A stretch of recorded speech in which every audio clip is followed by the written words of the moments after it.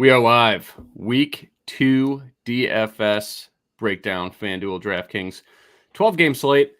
A lot of decent injuries. We have no Kamara, no J.K. Dobbins. I don't think that mattered a whole lot. I don't know who else is even out right now. I know it's all written down here, but we'll get right into the games. Ghost, absolutely fantastic week 1. GPP screenshots in Discord. Cash games, damn near everybody. I mean, the article was straight sex. So I love to see everybody crush their cash games, keep their bankroll afloat. And then on top of that, a lot of GPP winners as well. So let's get after this week 2 slate. How are we doing? We got a fresh haircut for Ghost. He looks ready to go. I look like a mess, just still got hair all over the place. The same haircut. Nah, this has been like a month. So I gotta get it cut soon. I gotta go to a work conference tomorrow too. So I'm gonna look like a slob there. But oh well, it's football day. Quick shout out to our favorite business. Tequila cannot fix life problems. Oh my God. Hey man. Oh, all right. So rustling pavement for all your paving and concrete needs. That's a Sunday. Today. That's a Sunday morning comment if I've ever seen one. Wow. I love that. That's iconic. So far this season, I have not woke up with a hangover on Sunday, and usually that's when I play my best. So maybe I do got to start drinking more on Saturdays. But first game, Carolina, New York. I have no interest in any quarterback in this game. Saquon Barkley is going to be the chalk of the chalk. Again, his price went up, but still probably too low for a guy that's that active in the passing game. Like we said last week, trust Dabble. He will put Saquon in a position to succeed. Probably a staple in your cash games. Let's just say that with Saquon Barkley. On the other side, though, Christian McCaffrey, 25% owned last week, did absolutely nothing. Was a fade for me, so I got that one right, which is nice. But this week, I am 100%, not 100% exposure, but 100% back in on Christian McCaffrey. The thing about the game last week is Cleveland just ran the clock down so much. Christian McCaffrey wasn't very effective, but he still got his. He got in the end zone. That's just what you get with a guy that gets as many touches as Christian McCaffrey. But if the time of possession is not that skewed like it was last week, and I don't foresee that happening ever again this season, New York plays pretty quick, so this should be an up-paced game that goes back and forth. Christian McCaffrey should absolutely smash in it. 10 to 15% ownership right now, significant discount in ownership, and cheaper price tag than last week. I think he was cheaper last week, or cheaper than last week. Correct me if I'm wrong, but either way. No, he was. Love the spot for McCaffrey here. At the wide receivers, I don't care about anybody. DJ Moore's cheap. If you're into that, Robbie Anderson, I'm not chasing it. Kadarius Toney is going to play. Maybe a sneaky GPP type of guy now that he's good to go. I can't imagine they limit his snaps because they really don't have a whole lot else. I mean, Richie James got a lot of love last week. This is more so a game that I am avoiding outside of Saquon and Christian McCaffrey. What say you, Ghost? I say retweet. I'm only playing the 2-star running backs in this game. There's no really need to get cute. There's a couple smash spots, and I have one game that I'll definitely be over the field on, but this is not it. So I'm all in on Saquon. Again, it's just way too cheap for the upside. And even though he's going to be ridiculously high rostered, that's okay. Like, you're able to get different in other games and other spots in your lineup. So I am all in on Saquon. FanDuel, he's up there though. $8,800 Saquon on FanDuel. Like, they really hiked his price pretty quickly, and usually it takes them like 3 to 5 business weeks in the NFL to finally change someone's price. So it was good to see that. He'll be a good tournament play over there, considering he's really close to CMC and even Jonathan Taylor. So I am still in on Saquon there. And McCaffrey, I'm in, but I lean Jonathan Taylor this week. That's the only thing. But I do both. So you can't go wrong with either one. The one thing I was even telling Julian in Discord, if you're making a GPP lineup and you have Saquon in it, don't be afraid to just go double stud running back and make this your mini stack, right? So you can easily make this your mini stack and go CMC Saquon and just hope they both go back and forth. They're going to be catching a ton of passes, and they're both going to get 12 to 15 plus carries here. So I do like this 2 stud running backs. Outside of that, I'm out on this game. Yeah, I love that. I think going back and forth with McCaffrey and Saquon certainly makes sense. It will be a good way to get different. But yeah, I think McCaffrey offers significant leverage on this slate. The Jets and the Browns. Nick Chubb, his props are through the roof. He looks like a smash play in GPPs. I'm more of a Chubb guy on FanDuel. On DraftKings, I don't really get there. If he was priced in the 6K range, maybe I'd get there, but he's damn near close to it at 7,100. Other than that, this game could pound sand. Do you have any thoughts on Nick Chubb? I mean, he's going to be 5% owned.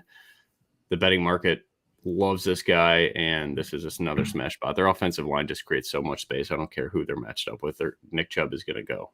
Yeah, so I was waiting to kind of tie my Nick Chubb statement about Saquon again, making it more about Saquon. But we mentioned last week, I said I really want to play Nick Chubb, but that offensive line is really banged up. But Carolina's front seven is absolutely abysmal. And that just plays right back into Saquon. And Nick Chubb scampered for 140 plus yards last week, right? Even with that banged up offensive line. So that being said, as much as I love to roast the Jets, I think I roast New York sports teams more than every other sports franchise combined. Their run defense looked pretty good last week. And granted, it was against the likes of Mike Davis and Kenyon Drake. But they just, that front seven for New York is the one bright spot that they have on defense. So I do like Nick Chubb. I'm just not willing to pay the price tag this week, so I'm out. This game is completely out of my player pool.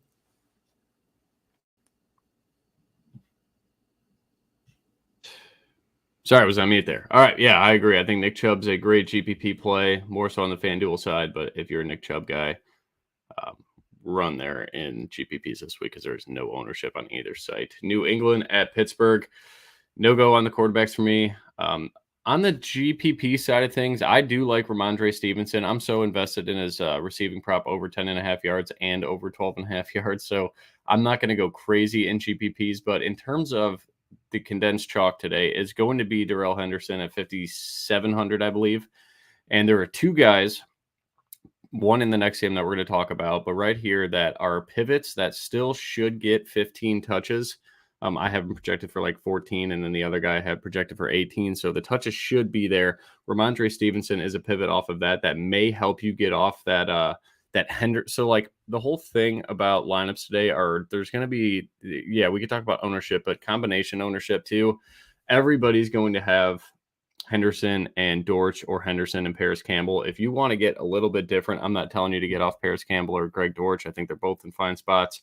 I would lean Dortch just because the higher total, and I really love Kyler Murray today. But if you want to get a little different with a different combo, go down to Ramondre Stevenson, play Dortch, and maybe it upgrades something else that you want to do. You can maybe get up to Pittsburgh defense or something like that. Well, not against Ramondre, but with the other guy, maybe you can get to Pittsburgh defense and get off Cincy.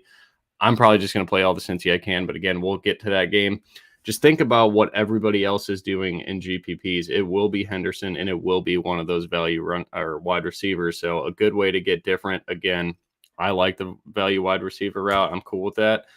If you can make a lineup without all the above, I think that'd be a great way to get different as well. But Ramondre Stevenson offers that. I have no interest in Najee Harris coming off a little bit of an injury.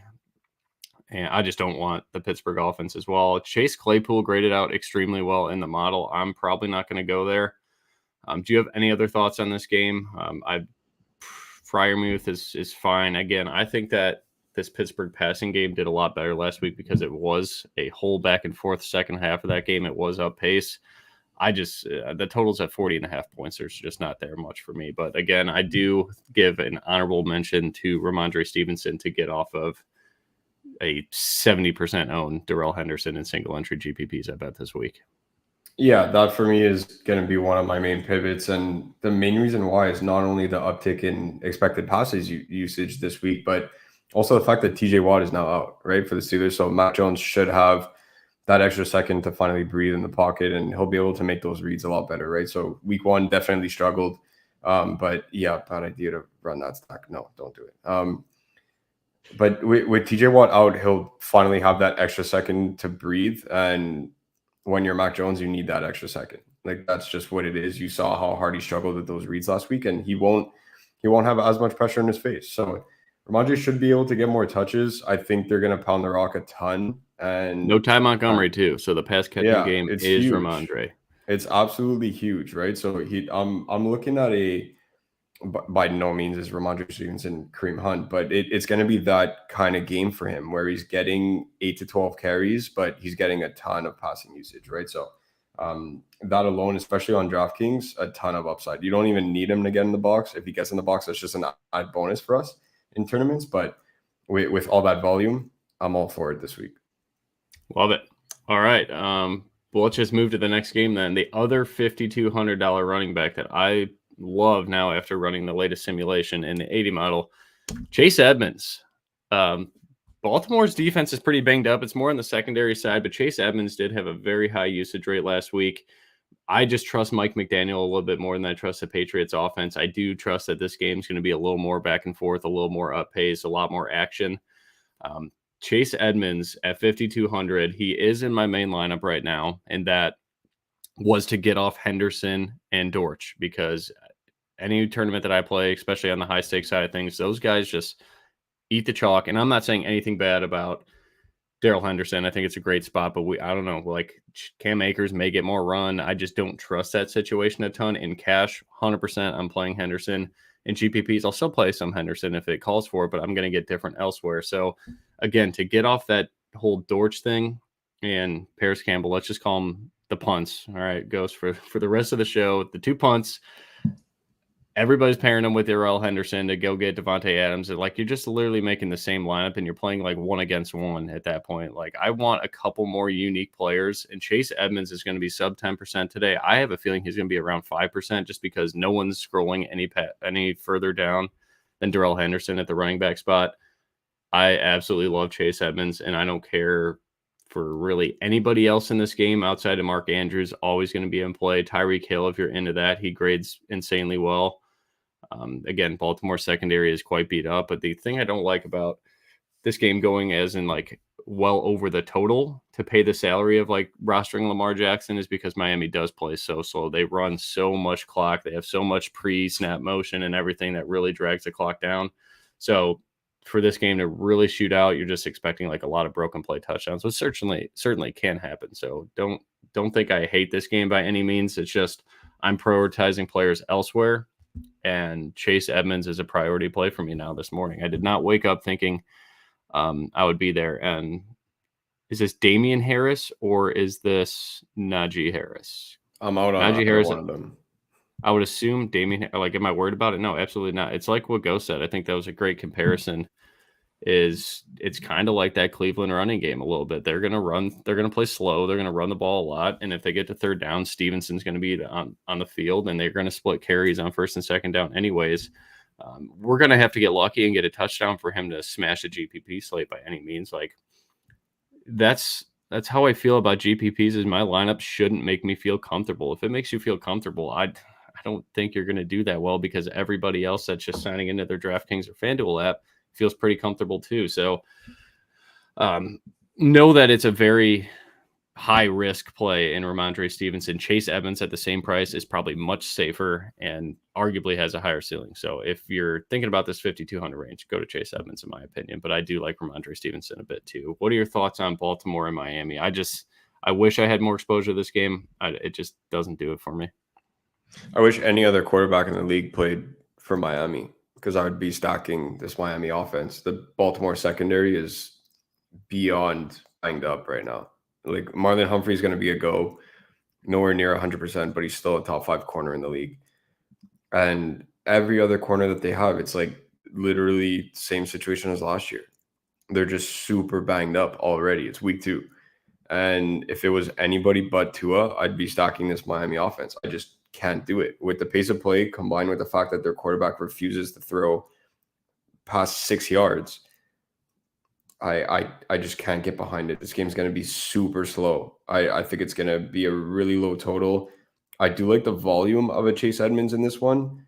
Really inefficient on the ground in week 1, but I'm not concerned about that. Like, just the fact that he had all those touches in that game with the game script that they had was already positive. And he still went 4 for 40 through the air too. So I'm all for it. Like I just said, Tua refuses to throw past 6 yards. It's going to be a lot of waddle. It's going to be a lot of drag routes for Tyreek, getting him in motion, a lot of dump offs to Chase Edmonds. They're going to move the ball efficiently on this Baltimore defense, but it doesn't have the fireworks that I need for a GPP stack. So I like these guys as individual plays. I just can't get behind a full stack here.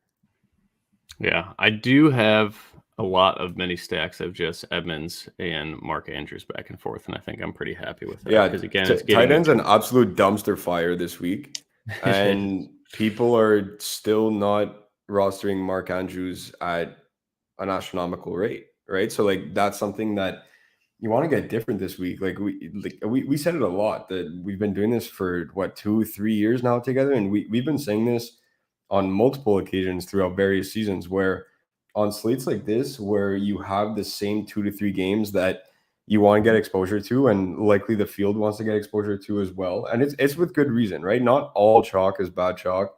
We want to get different in tournaments, of course, but again, it's like avoiding we call it when we run our 150s, we call it the trash bin, right? Like these $3,000 punt plays, you got to be able to get different in spots like that. And what better way to do it than to play the best tight end on the slate and Mark Andrews, right? So to get a mini stack in this game, I'm all for it. I think Lamar's going to rely on him heavily. They have virtually no run game after what they saw last week. It could be an interesting mini stack here, and it's extremely affordable. Honestly, with no Kelsey, I'm taking my shots. Chase Edmonds season. Never thought I'd say that. I didn't mention him at all in the series last night because it's just the model pushed him out, and I trust it, and I need it's more of, again, it's an assumed risk. It's just getting me off of Henderson and the punt wide receivers. It gets me a different combination instead of everybody else having that. Maybe Henderson goes out and shoves it down my throat. Cool, good for him. We live to see week 3. Indy at Jacksonville. I love Trevor Lawrence in the beginning of the week. Without Pittman, I hate this game literally exclusively. Jonathan Taylor's probably going to have 25, 30 touches. I would assume Nyheim Hines gets a lot more work as well because he is one of their best pass catchers. Let's get to the elephant in the room here. The punt wide receivers, Paris Campbell, Ashton Dulin, both going to be 10% owned. I'm not touching Dulin because if I'm going that low, 3,200, I'm going Michael Strachan, the 6'5" beast on the outside, who Michael Strachan scoring a touchdown today. So just keep that name in the back of your pocket. I'm not playing Dulin. I would prefer Campbell over all of them. I prefer none of them right now. I just don't like this game at all anymore. I wish it did. There should be some rain there too. But if there's any guy to smash value, it's going to be Michael Strachan, I think. The dude's going to play a lot. He runs deep routes. I'll tell you what his ADOT was last week. Let's see. It was deep. It was through the roof. 13-yard average depth of target. And Matt Ryan throws the ball deep. I think it's like poor man's version of Julio. The dude's huge. Matt Ryan's going to throw him a bomb. He's got 4 inches on every corner for Jacksonville. Just throw him jump balls. Michael Strachan should have a big game. If this game goes up pace, I don't really think it does. I think they just run the shit out of the ball with Hines. Jonathan Taylor, check it down to both those two as well. This game's gross. I have no interest in any of the tight ends. Evan Ingram, I did when Michael Pittman's there. I still think he's okay, 3,600. I have no interest in Albert O'Chalk. If you want to go down that low in tight end, Evan Ingram's probably more of my favorite play, but Michael Strachan's my guy. I have no real interest in Paris Campbell or Ashton Dulin, but if I did, it would be Paris Campbell. I'm not completely out on Dulin. I don't mind. These punt wide receivers are really gross this week, but so the thing with Dulin here and Granson, sorry to cut you off, but people are just reading the box scores. They really only came in the second half when that game was getting out of hand. They were down 20-3 to Houston. And Pierce had already been ruled out at that point, right? Exactly. Yes. So it's a 1-2 punch where he's going to be on the field, but it's like they were running. I was telling a buddy this yesterday. We were talking about lineups, and he's like, "I really want to play this Granson guy." I was like, I could not advise against that enough because they were literally running a 2-minute drill offense the whole second half. The cool thing was that Jonathan Taylor was involved too. So we're going to see what appears to be more pass catching from Jonathan Taylor this year. So if you have him in season long, fantastic news. But yeah, that is the thing about Granson is he was out there in a 2-minute drill. They weren't blocking with the tight ends like they normally do. If they have this they're game also playing control, Houston. They have no pass rush whatsoever. So I don't know. Jacksonville will blitz. Right, but they didn't no. We're talking about last week where they're running a 2-minute drill offense for the entire second half. It's they don't need they don't need anything more than their 5-man O-line, right? Like they didn't need blocking tight ends out there. So this guy had a high route participation rate, but it's just this week Jacksonville's got some edge rushers there. So I'll take this bet, by the way, Brian, all day. Yeah, I don't know if I could do that, but yeah. No, I am trying everything. I'm trying everything. What happened to Mo Cox too? Like he's not dead. Like this is stupid. Why are we even talking about this? It's not. Don't play him. In my jury's not out on Doolin. I'm like okay with it. Paris Campbell can either go for an 80-yard bomb or tear a hammy after the first play. It's like there's no in between. Best wide receiver stretching. Yeah, and I'm trying everything in my power to play Jonathan Taylor. Like it's just they're saying, oh, we're gonna limit his touches. Man got 36 touches week 1 against Houston. And it's going to be the exact same thing. They cannot afford to go 0-2 when they played Houston week 1 and now they're playing Jacksonville. All the respect to our boy Sunshine. All the respect, but the Colts cannot come out of the opening stages of the season and go 0-2 to the likes of Houston Texans and Jacksonville. It's not happening. Jonathan Taylor will get 40 touches today, and I'm trying everything in my power to play him. Especially on FanDuel, I kept mentioning it. We were reviewing some FanDuel lineups in Discord. You guys need touchdown equity on FanDuel. It's not full PPR. There's no bonuses for yardage. It's completely different than DraftKings, right? So you need extremely high touchdown equity. And I don't know if there's a player on this slate today that has a higher touchdown equity than Jonathan Taylor. So agreed. I really do like that. I like Zay Jones on the other side. Especially in that 4.3 price range on DK, everyone's going to be playing Dotson and Curtis Samuel, and then they're just going to go down to the punt wide receivers we've been naming. There's more punt wide receivers in that Arizona-Vegas game, and it's just no one's going to be playing these Jacksonville pass catchers. And if you're making a mini stack with Jonathan Taylor, hoping that he goes bonkers on the ground and through the air, I still Zay Jones GPP pivots at 4.3K. Nobody is going to be playing Zay Jones today, and I'm kind of down for it. That's all I got. Okay, I mean, yeah, Zay Jones is interesting. It's a 1% punt. You could probably get off Dortch or Campbell and afford that some way if you move some things around. But yeah, that is my thoughts on that game. I think almost everybody in it outside of Jonathan Taylor is a landmine, but Michael Strachan's probably the best in GPPs, I would think, because there'll be no ownership there. But Doolin and Campbell are, I don't know, gross. Tampa Bay at New Orleans. What do you got for this game, Ghost? You go ahead. I'm pretty much out on this game, man. Like it sounds crazy. You got Tampa Bay's talented offense. I can't do it. No Kamara for anyone that hasn't seen the news. No Kamara is out today. Mark Ingram's banged up. The Taysom Hill is going to be rushing. He's going to be like, who knows what that offense is going to look like today. Godwin's out on the Tampa side. Julio is still banged up. It took all of 1 week for Tampa Bay to reinstate the iconic Julio. We'll see how he looks in warmups. So that's a scary situation. Mike Evans is a little banged up as well. He's going to be a go, but he's still banged up. He was limping with a calf injury there towards the latter stages of that week 1 game. So it's just this offense is way too banged up for me. And on the Saints side of the ball, no Kamara. I think it's going to be turnover city for Jameis Winston and company.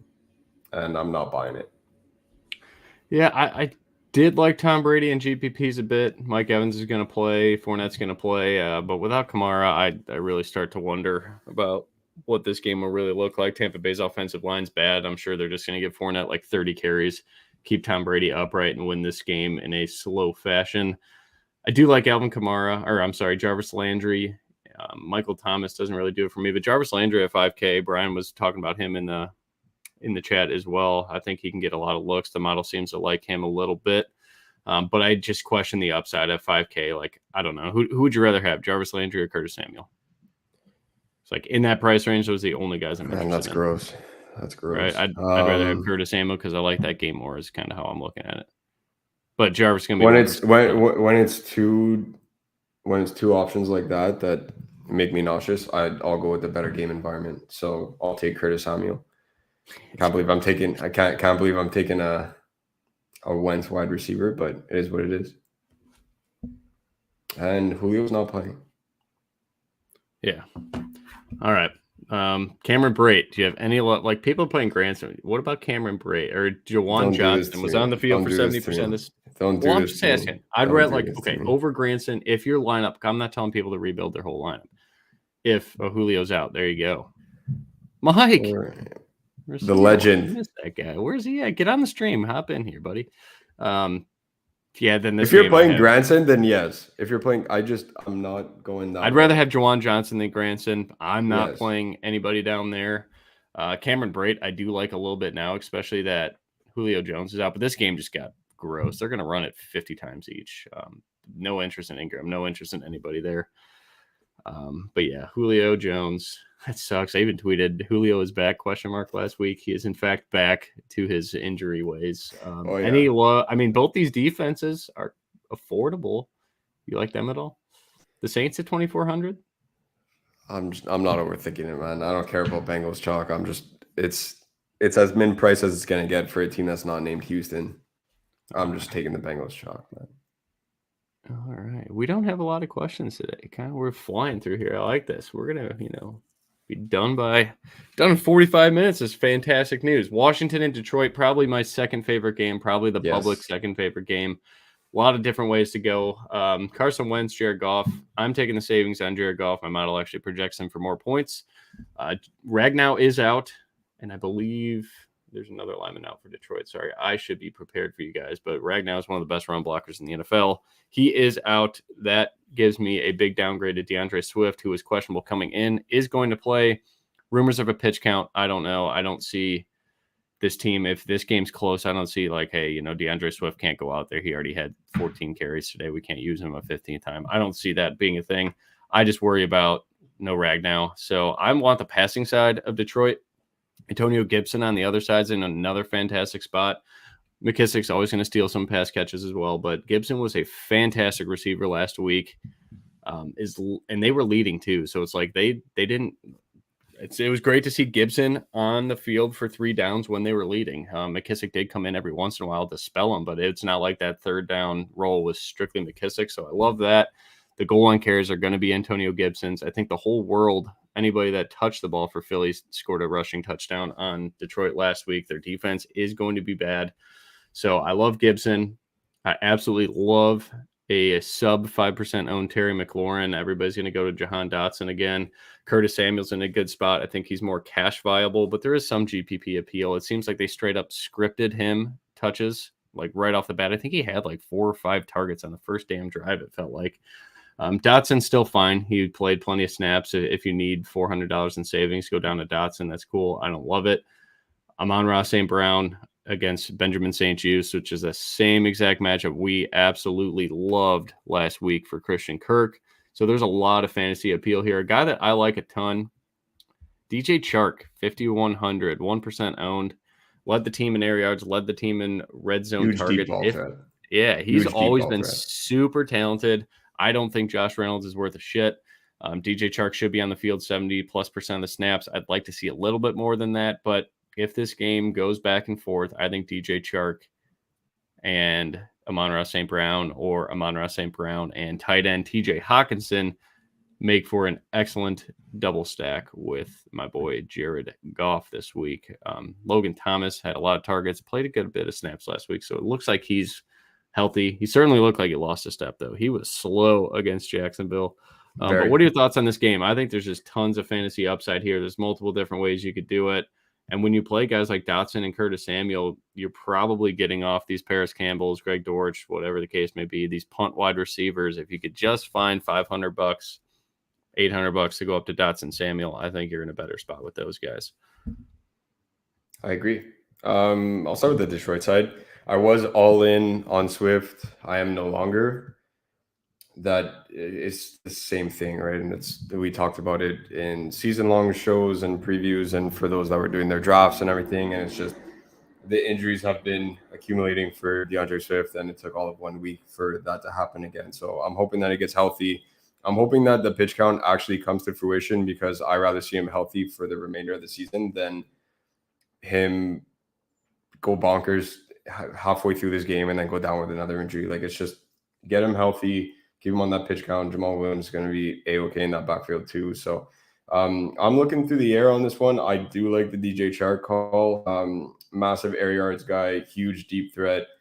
And Amon-Ra St. Brown is one of my wide receivers that I'm the most exposed to in my 150 this week. Absolutely love ARSB this week. On the flip side of things, you mentioned Dotson and Curtis Samuel. We're both on the same page. We've been talking about that for 4 days now. We've been saying the chalk is going to be $500 to $800 below that, and we're going with the Washington guys. I am the one guy that I'm all in on though is Antonio Gibson this week. So I mentioned it on Tuesday and Wednesday in Discord. Obviously, everyone knows you take a look at the early look at the slate, and people start messing around with lineups, and you're building 5 days in advance. Obviously, the ones that you lock in at let's get all 3 time zones here. So we're going 1, noon, or 10 a.m. So Brian, that was for you because you keep saying Pacific is the best time zone, but it's literally the least. But anyways, no matter what time you're locking your lineups in, it's nowhere near what you build on Tuesday and Wednesday. But the one thing that I did mention was that running back is absolutely loaded, and there was at least 10 guys that I have interest in. And the one of them that has not swayed one bit is Antonio Gibson. Low snap count rate, little alarming. You look at it, barely skimmed over 60% of snap share in week 1. But he had the 5th highest route participation rate in all of running backs in week 1. 8 targets, double-digit carries. The touchdown equity is there. It's just it's absolutely huge for Antonio Gibson at 6,200. When we're looking at Henderson chalk in cash games, I'm eating it because it's just way too high not to eat it. But in tournaments, I will have a total of 0 Henderson, and I will have an astronomically high amount of Antonio Gibson this week.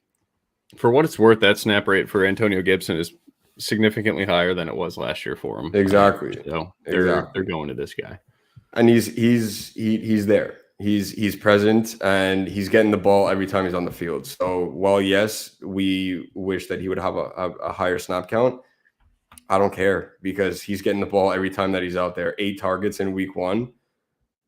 The upside is huge, and the red zone snaps were there for him. He's getting the goal line looks, and what I mentioned too is that 2 of Wentz's touchdowns came inside the 7-yard line last week.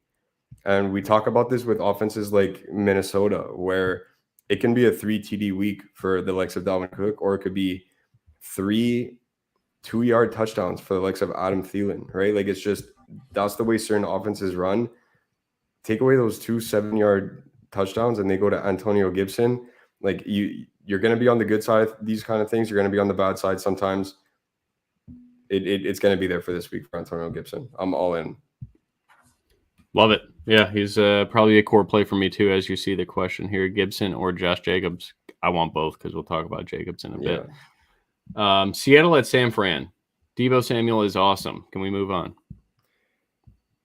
I'm just going to put it out there. I don't know if you agree with this one, but I am playing 0 Jeff Wilson. Yeah, same here. Just in case that comes up. Just in case that comes up, I'm playing 0 Jeff Wilson. Cash, tournaments, and any format, I am playing 0 Jeff Wilson. I don't trust Shanahan. Trey Lance is going to have the highest, if not the second highest, rushing share right behind Deebo Samuel. Deebo's a great play. I like playing Deebo. That's it. That's all I got. All right. I'm cool with it. Moving on. Atlanta at the Rams. I mean, you can play Mariota. Dude's going to run a lot. Going to be 1% owned. If you want to, he's going to be running for his life. Yeah, probably. He's going to be running for his life. Probably. Drake London, super cheap. Kyle Pitts, I like it a lot in GPPs. You could probably play him in cash too. He's just super cheap. I'd rather just go to Zach Ertz in cash and just call it a day. If you can't afford Andrews, obviously Andrews is priority number 1 in cash. I don't know. I'm not playing Cooper Kupp because I simply can't afford him. I chose Devontae Adams over him. be in GPPs. If you want to play Cooper Kupp, that's great. I respect AJ Terrell. I think Atlanta will play a lot more man than the Rams are used to seeing. Cooper Kupp, I don't think is that good in man coverage. I've kind of been a hater of his for a long time, but he is fantastic. The volume is second to none, maybe second to Devontae Adams. I don't know. That's why I chose Adams, but Darrell Henderson, we talked about a ton already. Great cash game play. Fine in GPPs, just get different elsewhere. Don't be doing all these GPP lineups with Darrell Henderson and Paris Campbell or Darrell Henderson and Greg Dortch. You better get different elsewhere significantly, or you're literally playing the same game as everybody else, and you really don't have a path to success by doing that. So what are your thoughts on this game? They're a 10-point home favorite. I love this setup on paper for Henderson. I would assume if this game gets a little out of hand, Akers comes in and gets some work. But I don't know. I don't know the mind of McVay. I've never really been able to figure him out other than he is a damn genius in scheming his wide receivers open against zone coverage. So that's kind of where I'm at. I don't like Stafford. I think his ownership's up there too, like 10%. Yeah, I'm good if they're a 10-point home favorite. I think Mariota makes a lot more sense if you're playing Henderson, run it back. It's just like the Rams are shoving it down the throat. But if they're doing that, the clock's running. So Mariota better do some damage with his legs. Otherwise, you're probably not going to get to a GPP ceiling that you're looking for. Ghost, any other thoughts on this one? It's a lot. I mean, the highest implied team total on the slate is the Rams. So there's certainly a ton of touchdown equity on this offense, according to Vegas. I'm taking extreme chances with this game because I think it's overhyped, right? So Henderson, we already addressed multiple times. It's a cash play only play for me. I'm playing absolutely zero in tournaments. The two rounds that I am playing in tournaments are Cam Akers and Allen Robinson. And that's not for single entry tournaments. It's in 150s because it takes little to nothing to get over the field. And if you're playing the notion that, hey, this game is going to be shooting out, you better believe McVay is going to want to get Allen Robinson going, and he's going to let Cam Akers get his as well, right? So there's absolutely no point in him running Henderson 25 times in this game. They're 10-point favorites. They're going to be running the ball a ton. Cam Akers it's not the Buffalo Bills defense here. We're playing the Falcons. He'll be able to be much more efficient than he was in week one.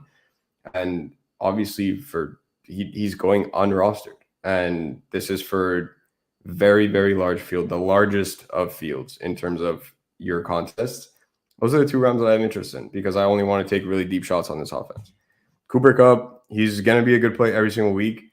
It's just I have Jonathan Taylor over him, and there's one wide receiver that I refuse to make a lineup without this week, and he just falls down the pecking order way too quickly. I have zero Cooper Kupp, but it is what it is. Yeah, if you're playing Cooper Kupp, you're never going to hear us talk you off him. There's just nothing but good and things. Higbee had 11 targets in week one. I think it's, again, we mentioned tight end, and that's a spot to get different. I'm not playing a chalky Tyler Higbee. I can't do it. 11 targets in week one, and a lot of that came when they were running a McVay offense trailing. Like I can't do it. They were trailing for essentially like 59 minutes of that game. It just makes no sense. I can't play a chalky Tyler Higbee this week at all. I get it. He had 11 targets, and people are going to be looking at box scores. DraftKings even did everyone the favor of updating the game logs. That is not us. That's not what we do. We don't look at game logs, and it could be 2020 game logs up there for all we care. We don't even look at it. So 11 targets in week one, I couldn't care less. I'm not playing any Tyler Higbee at all. Yeah. Please have some context before you start rostering players. Again, they were getting their ass kicked by Buffalo. They had to play up pace. Don't see that happening when they're a 10-point home favorite. If it does happen, it's an anomaly. Vegas is wrong, whatever. That could happen. So if that's your mindset, just make sure you have a mindset on this game on how it's going to go. Houston at Denver. Second highest implied team total on the slate, Denver. So do you like the low? I know Brian's been talking about it in Discord all week. He likes Russell Wilson. Loves Courtland Sutton, Jerry Jeudy. These guys Jerry Jeudy's price is criminal. You could probably play him in your cash games if you'd like to. But again, I like back and forth games. The only way I see Houston surviving today and not winning the game, but keeping it close and not getting their ass completely kicked is by running the living hell out of the ball. And that's why I worry about Russell Wilson. They have two great running backs. You could run on Houston. I just don't see why they'd ever want to make this game a shootout when they can win both type of games. But a shootout obviously will favor Denver quite heavily. I like Damien Pierce at 4,700. Again, with Ramondre Stevenson, Chase Edmonds, we talked about that. I prefer Edmonds significantly. Still will have some Stevenson because I have to. And Damien Pierce. I think Damien Pierce gets 15 touches today. The model projects him for 14.5 touches, which is fantastic. Everybody played him last week. He is not going to go off. I highly doubt that. But Denver does run a very bad run defense, like the wide 9 or whatever. So a lot of DBs on the field, a lot of holes on the inside. Lovey is going to run the hell out of the ball. He talked about using Damien Pierce significantly more. Again, that's just coach speak. Usually the squeaky wheel gets the grease or whatever they like to say.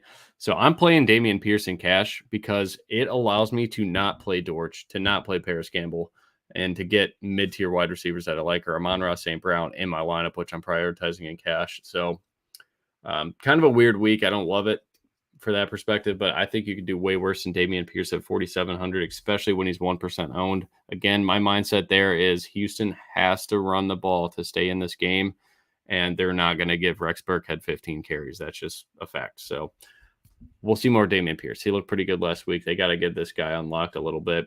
I have no interest in the Denver offense as a whole. Javonte Williams, don't like him.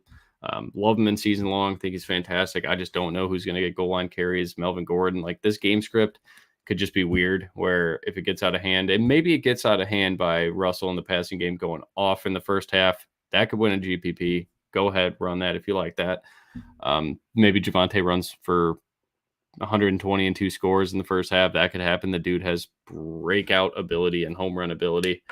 I'm just not putting my money on there when he's going to be 20% owned and he's in a significant timeshare. Yeah, it's the one thing that I want to mention about Javonte again. Again, people see the game logs and he had a ton of targets in week 1, and that was the game script. This is not the game script. They're not going to be trailing against Houston. Then again, I'm sure ourselves included, that we were not assuming that they were going to be trailing against Seattle. But again, it's a massive timeshare, and Melvin Gordon can still run the football. And it's just, they both fumbled at the 1.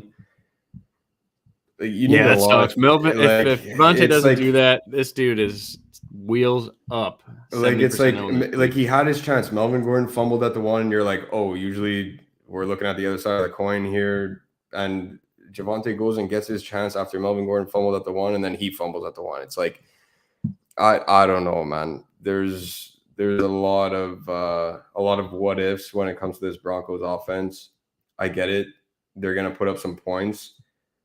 I just don't like the stackability of this game at all. I like the Pierce call. They're gonna have to keep the offense off the field.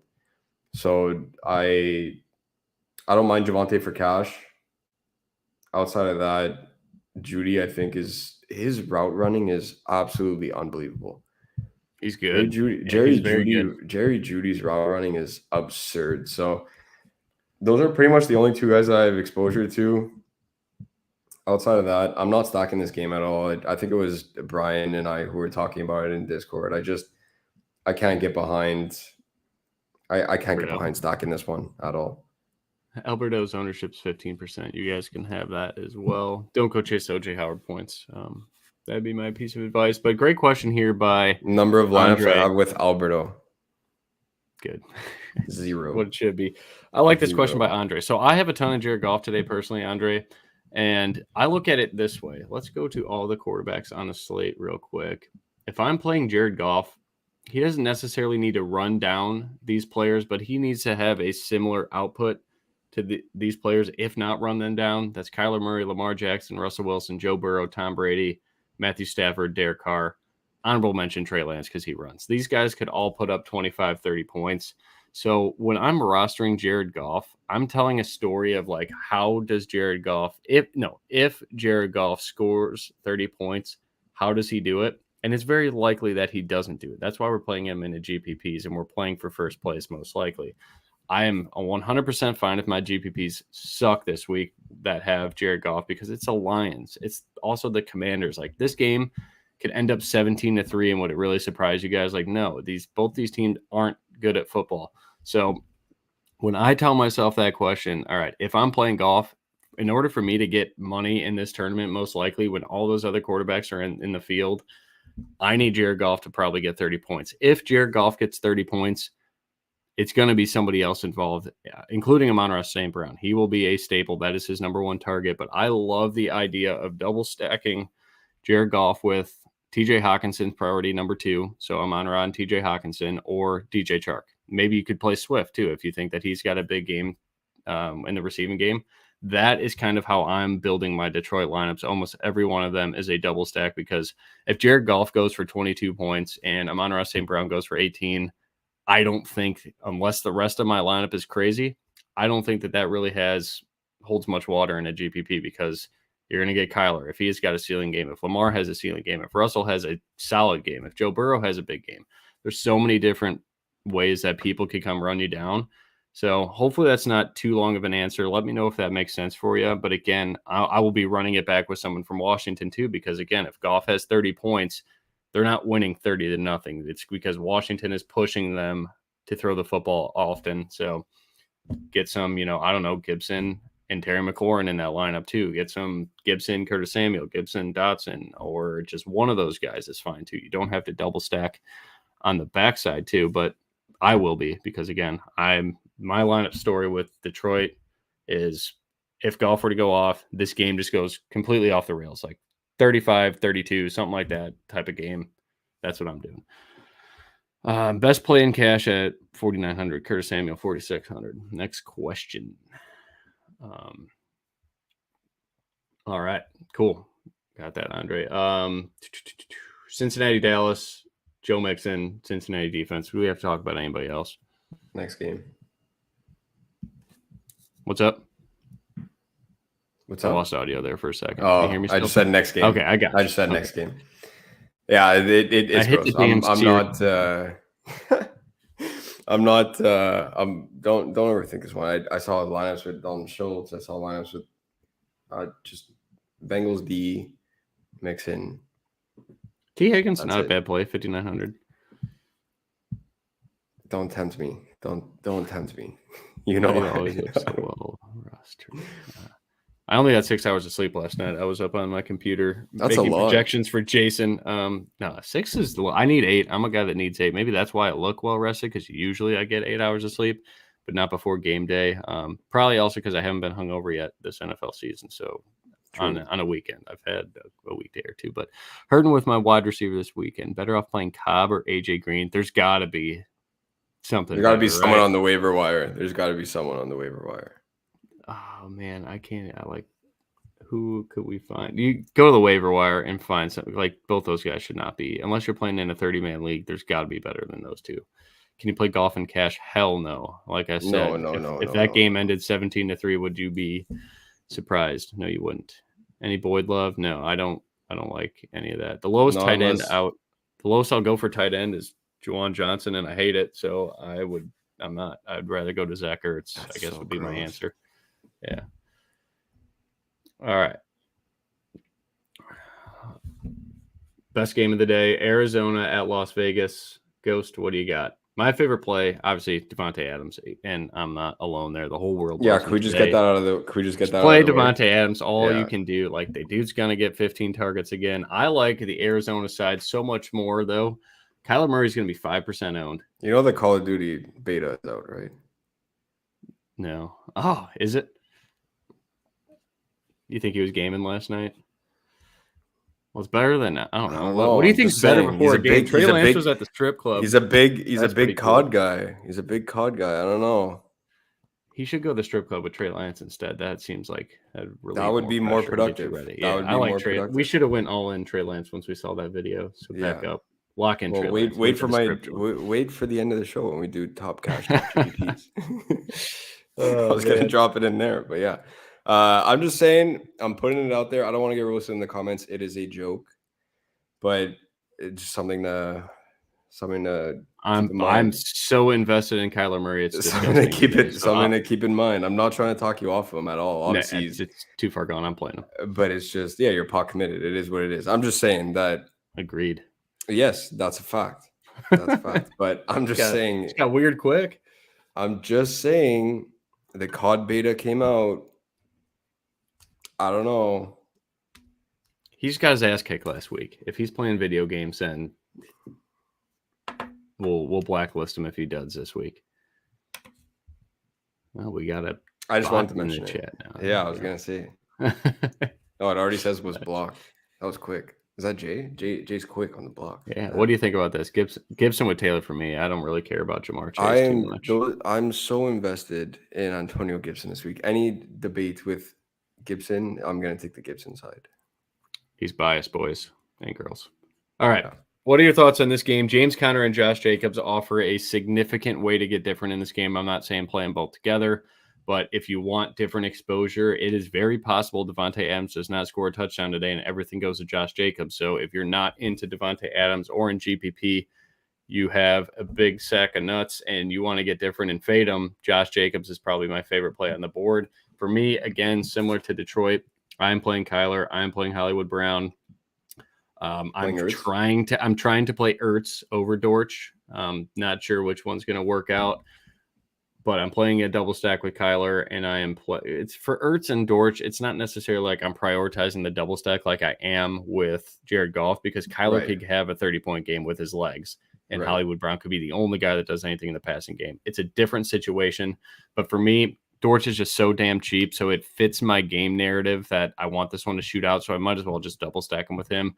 Zach Ertz as well, 4,500 on DraftKings, way too cheap. He's kind of like a free square play for me. I'm looking at him that way. So, again, it is not like, Jared Goff, if he has a huge day, he's doing it with his arm. Kyler can do it with his legs, so different situation than what I was talking to Andre about. But for me, that is the way that my lineups are shaking out right now because I need that value. And I'm running it back with Josh Jacobs and Devontae Adams. I want every single main key contributor for the Raiders in the red zone.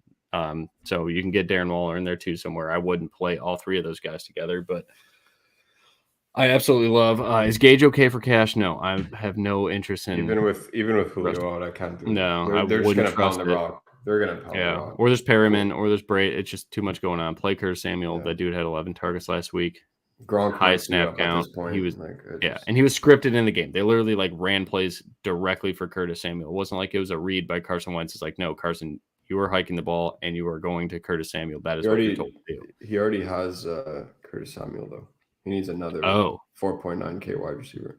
I have Samuels. Okay, I can't read. I'm getting all worked up. I would rework that because that's kind of that wide receiver dead zone there for me this week. Go down to Dortch and cash. Yeah, exactly. At that point, you just eat the Dortch chalk and you upgrade elsewhere. Yeah, do that. But yeah, I love every piece of this game. Again, GPP leverage is with the running backs, in my opinion. Yep. Anything else to add? We playing. You like Darren Waller this week? That's a name we didn't mention. I loved it. Yeah, I said that. So when I'm playing Carr, everybody in the world is going to play Carr and Adams. I'm playing Carr, Adams, and Waller when I'm playing Derek Carr because he doesn't. Same story with Jared Goff. You're playing Jacobs on the flip side with your Kyler stacks? Yep, playing Jacobs with my Kyler stacks. I'm playing a double stack Waller and Adams only. I'm not playing Hunter Renfrow. You can if you want. Could be a good spot for him. I don't know. I just don't believe that any wide receiver target's going to anybody but Adams.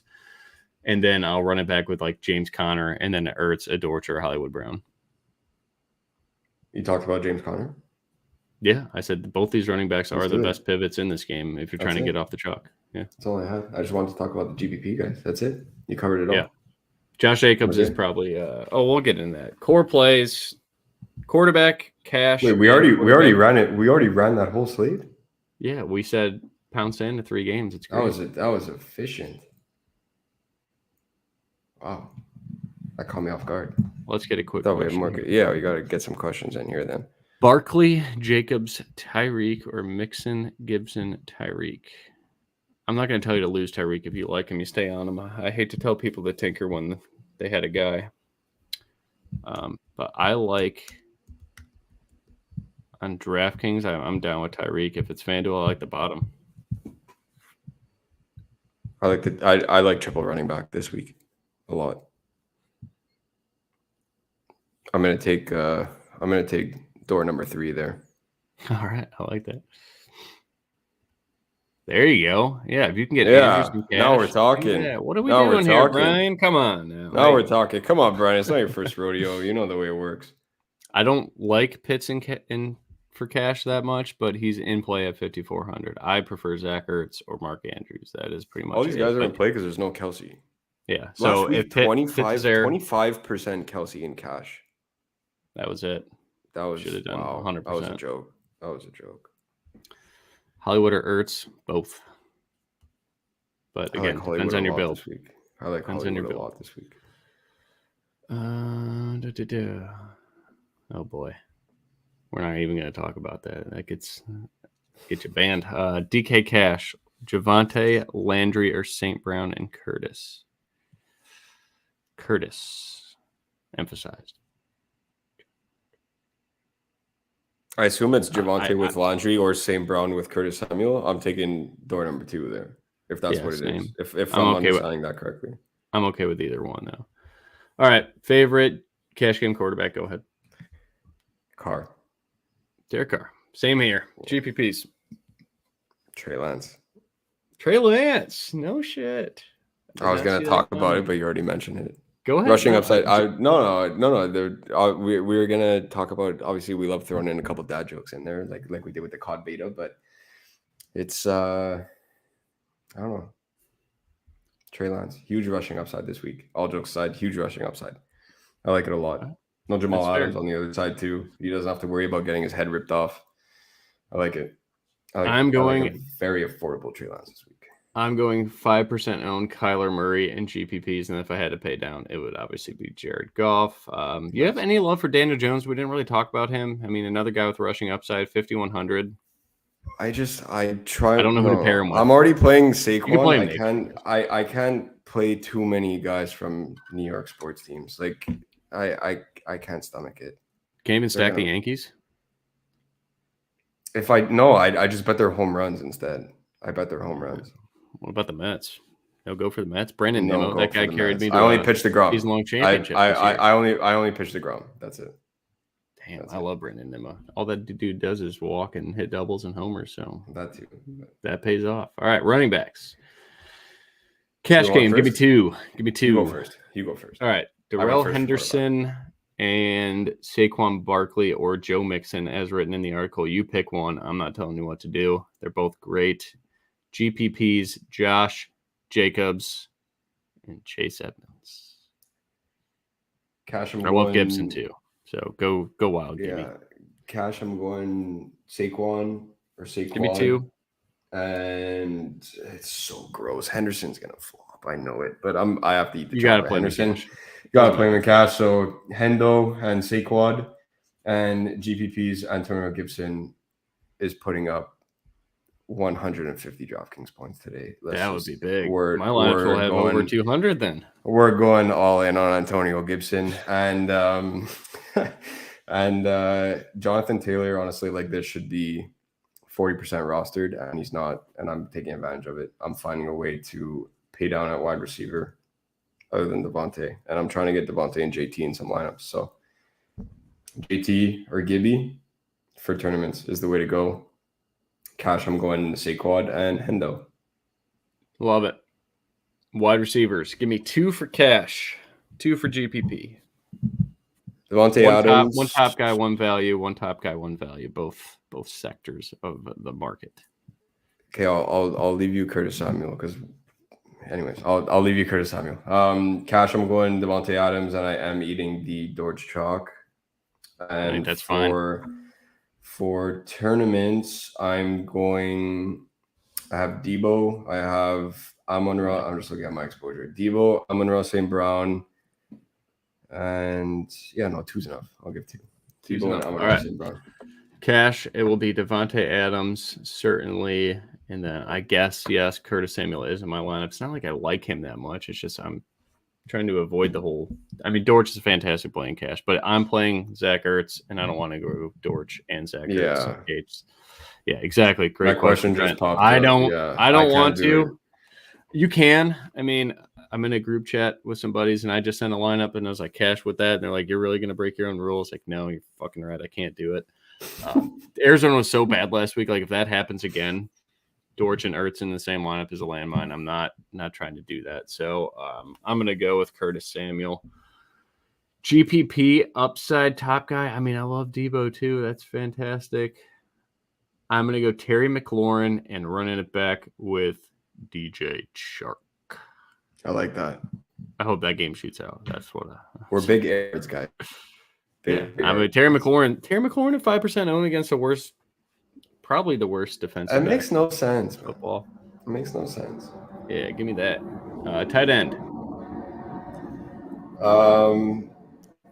If you have the luxury of playing Mark Andrews in cash, go for it. I do not. I am playing either Ertz or Hawkinson. And I actually don't mind Hawk in cash because tight end is just a dumpster fire. And tournaments, I have a lot of Ertz. I have a lot of Hawkinson. I have a lot of Waller. Those are the three. Quick question here from Tim. Lance, Barkley, Gibson. Oh, we said no full lineups. Damn it, Tim, but we already pulled it up. That's lethal, man. Yeah, if that's cash, that's got to be GPP. Dortch and Ertz. So the only thing that I would recommend is if you don't have Hendo in cash, right? So you can switch out Jacobs. This pains me to say. Yeah, you don't want double. You have double Washington. Yeah, like. Oh, it is cash. I would come off because double Washington and cash is kind of bold, and then on top of that you have double cards. Yeah, move Gibson down to Henderson and switch that up so you don't have doubles. I am somewhat okay with Dortch and Ertz. I won't do it because I've been burned by taking double value, and that offense just lays an egg. In GPPs, I can stomach that. In cash games, I can't because cash games keep us afloat. All right, back to your tight ends. I'm sorry. Andrews, if you could. Yeah, Andrews, if you have the luxury. I personally do not, but if you can do it, like we saw Brian mentioning in the comments earlier, great, go for it. If not, I just want a tight end in a elite game environment, so I'm going Hawk or Ertz. And in tournaments, I'm playing the same two guys with a ton of Waller as well. Damn it. Literally the same situation here. Sorry, if you were...